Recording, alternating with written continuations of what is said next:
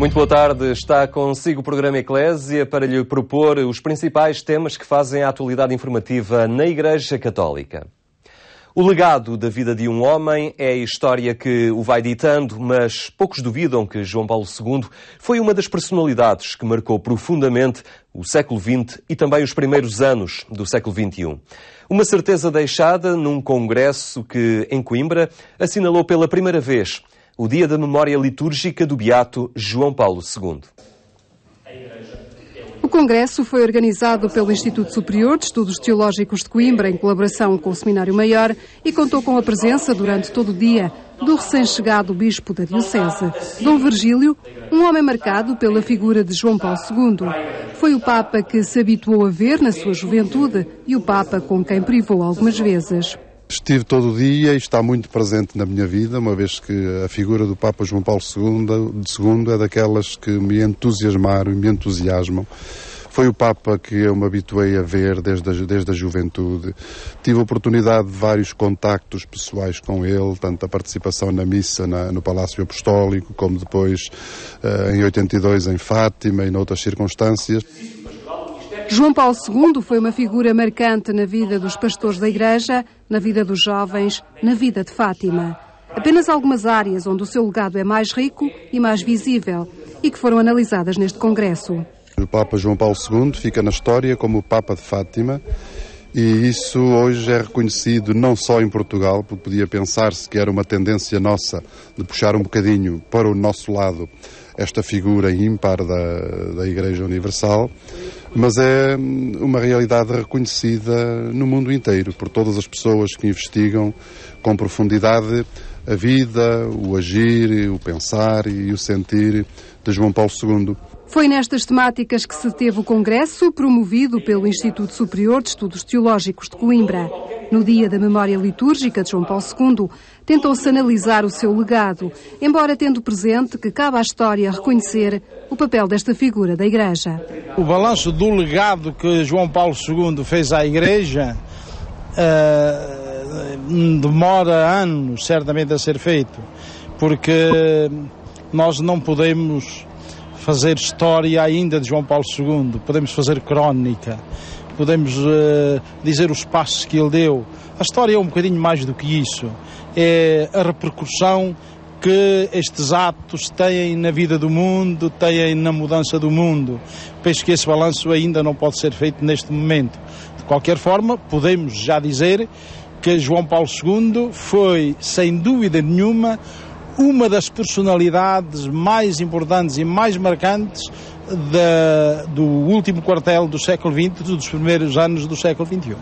O Dia da Memória Litúrgica de João Paulo II foi assinalado no passado sábado, dia 22 de outubro, dia em que, em 1978, agora beato, iniciou o seu longo pontificado. E em pleno coração da cidade de Lisboa, o primeiro dia litúrgico da memória do Beato João Paulo II assinalou-se com a bênção de uma imagem. A Igreja da Encarnação conta desde o último sábado com uma peça do escultor espanhol Alberto Germán. É local de passagem de gente de vários pontos do mundo. Estamos no Largo do Chiado. A porta aberta da Igreja da Encarnação é um convite a entrar para um momento de oração, mas também de contemplação. Neste dia, o padre João Seabra recebia os fiéis à porta. Lá dentro podia-se admirar a imagem do Beato João Paulo II, encomendada ao escultor espanhol Alberto Germán. Uma decisão pastoral, mas também cultural.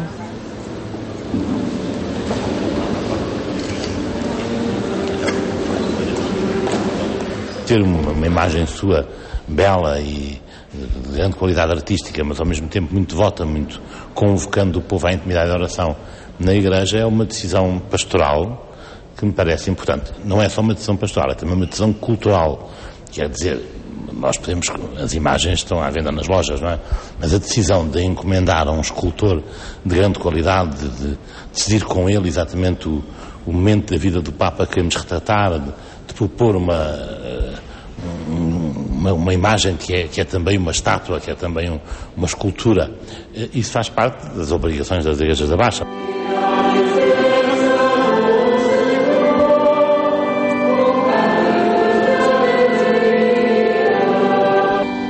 dia da memória litúrgica do Beato João Paulo II, Dom Rino Passigato, núncio apostólico em Lisboa, juntava-se aos inúmeros fiéis para presidir à celebração e bênção da imagem do Beato.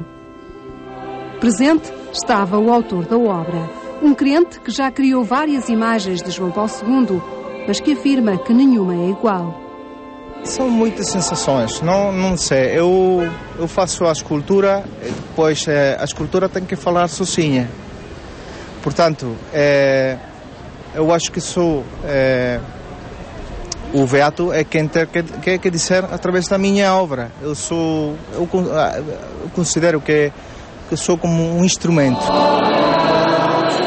É uma obra de devoção e oração, mas é também uma obra de arte que poderá ser admirada na Igreja da Encarnação, em pleno coração do Chiado, onde as culturas do mundo se cruzam, tal como se cruzaram na vida deste Papa. Já está em CD o hino oficial do Beato João Paulo II. O hino faz parte do CD Abri as Portas a Cristo, tributo ao Beato João Paulo II, editado pela Paulus. O CD inclui algumas faixas cantadas e rezadas pelo próprio Papa. Todas as outras músicas são interpretadas pelo coro da Catedral de Lisboa.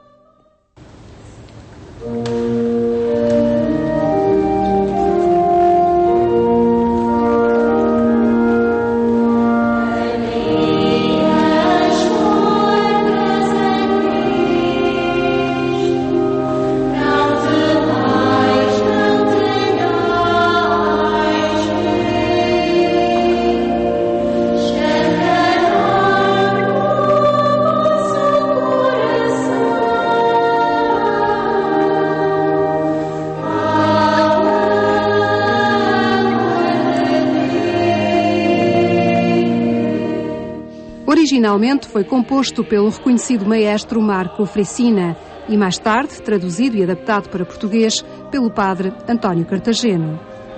Por ocasião da primeira celebração da memória litúrgica do Beato João Paulo II, o hino Abri as Portas a Cristo foi interpretado pelo coro da Catedral de Lisboa.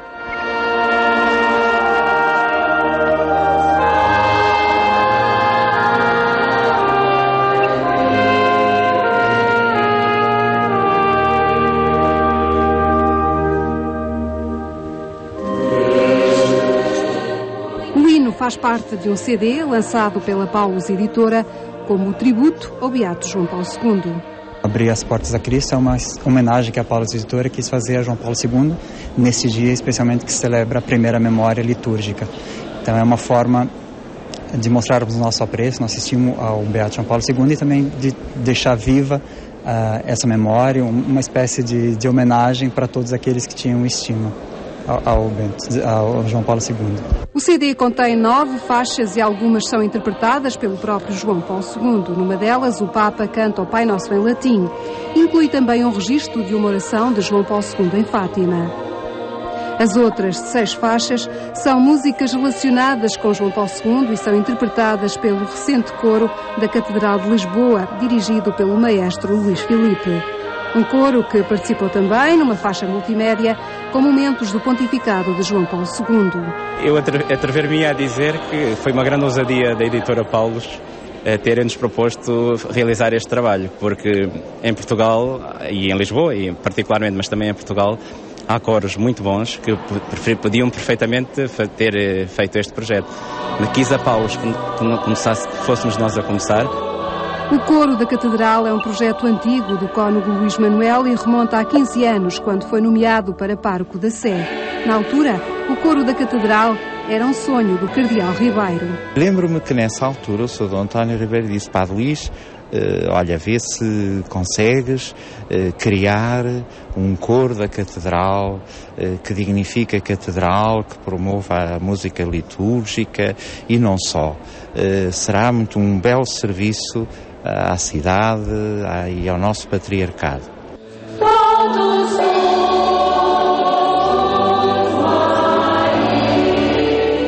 E passados 15 anos nasceu o coro da Catedral. Começou a sua atividade em junho passado e como obra de estreia está um tributo a João Paulo II.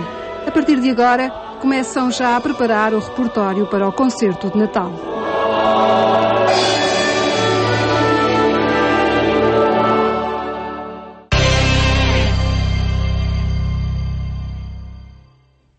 Uma Europa secularizada, onde a preocupação recai na juventude e nos imigrantes, dimensões que condicionaram os projetos apresentados na 10ª Assembleia da União dos Frades Menores da Europa.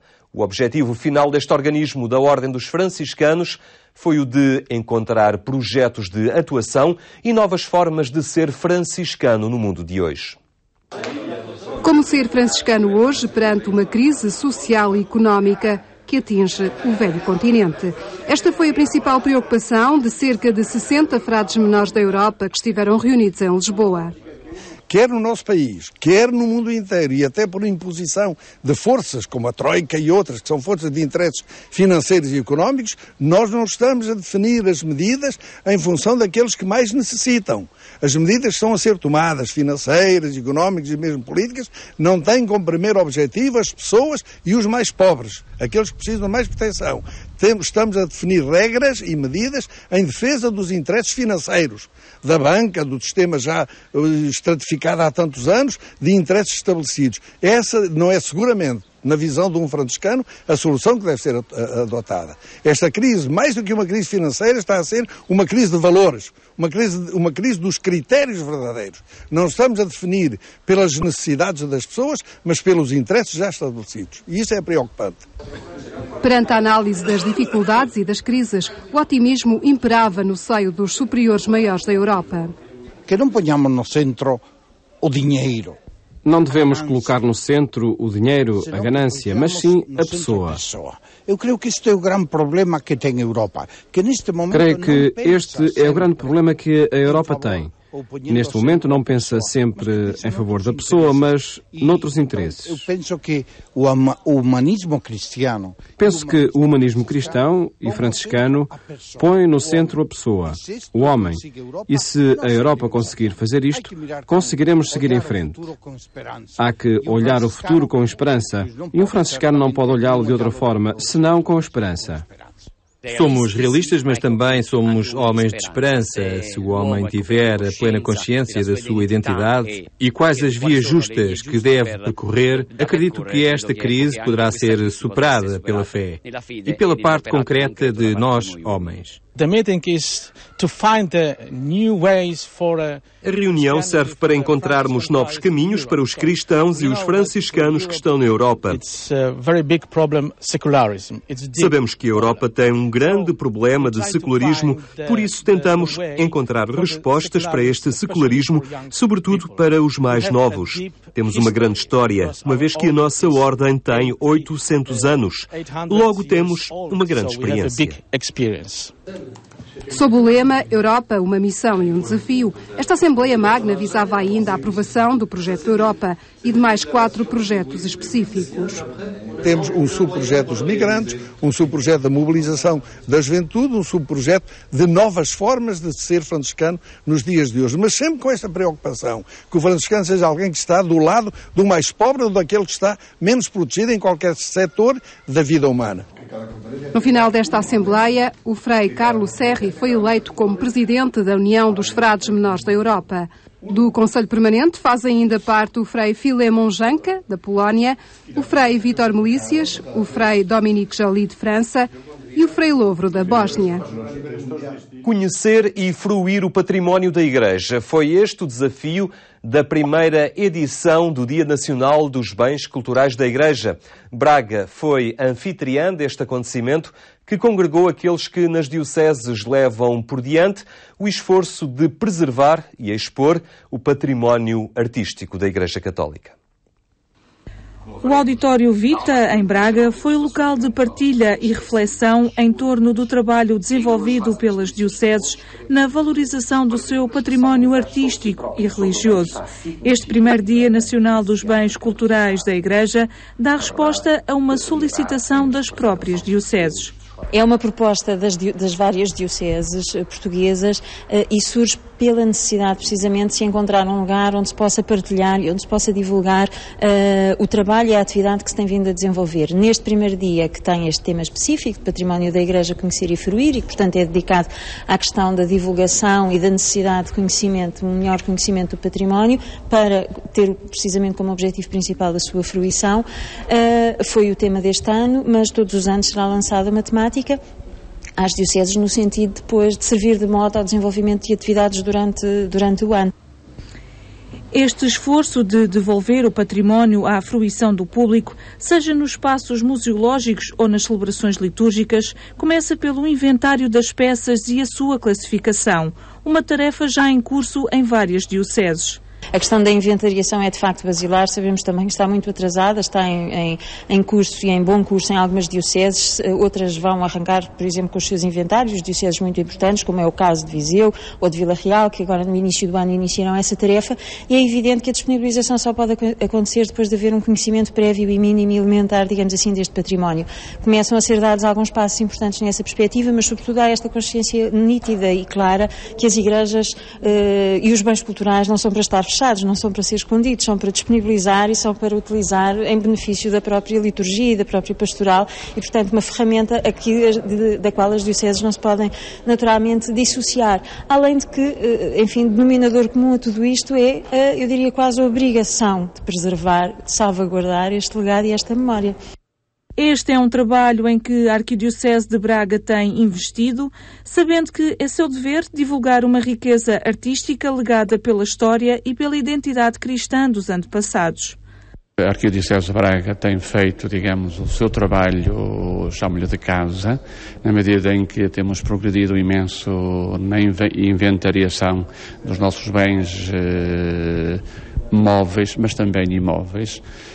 Ainda nos falta um caminho muito longo para percorrer, mas esse trabalho tem sido efetuado e, ao ser efetuado, também tem sido todo ele informatizado, o que vai permitir, naturalmente, que nos integremos nesse projeto nacional. Não, estamos a trabalhar para nós, mas estamos também a trabalhar para este projeto comum de fazer com que a Igreja conheça o seu património e, naturalmente, a partir também das técnicas que hoje nos são proporcionadas, permitir que muita gente possa usufruir desse mesmo património. Mas uma das potencialidades do património artístico e uma realidade em que a Igreja deve saber valorizar é a capacidade deste funcionar como uma linguagem e uma estética auxiliares da própria evangelização. É fundamental, num tempo em que vivemos, que a dimensão da cultura seja assumida, a dimensão estética seja assumida como algo que pode falar de Deus, porque quando se repensa a pastoral da Igreja em Portugal, quando se fala de nova evangelização, é fundamental recorrer a esta dimensão estética, a esta dimensão da imagem, para que ela tenha alcance nas comunidades cristãs e possa mesmo interpelar quem anda à procura do sentido da beleza, do sentido da vida. Os trabalhos deste dia foram encerrados por João Soalheiro, da Secretaria de Estado da Cultura, e que assumiu o empenho do Estado em colaborar com a Igreja Católica neste esforço cultural. Eu vejo com muito agrado a iniciativa de um Dia Nacional para os Bens Culturais da Igreja, porque é uma oportunidade de os próprios bens culturais da Igreja se manifestarem às comunidades eclesiais e também divulgarem o seu enorme trabalho e fabuloso trabalho a toda a sociedade. A Secretaria de Estado da Cultura acompanha com muito interesse o trabalho desenvolvido pela Igreja Católica em Portugal nesta área, porque é um parceiro incontornável na salvaguarda, na valorização e na fruição deste valioso património por todos nós. Este encontro acolheu também o lançamento de mais um número da revista Invenire, da responsabilidade do Secretariado Nacional dos Bens Culturais da Igreja. A publicação é um meio de divulgação e valorização do vasto património histórico e artístico pertencente à Igreja Católica.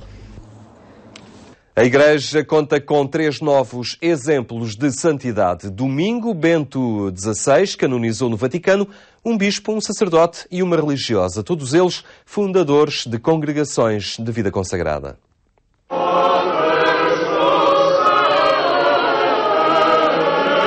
Foi a 8ª vez que o Papa Bento XVI presidiu uma celebração de canonizações no seu pontificado.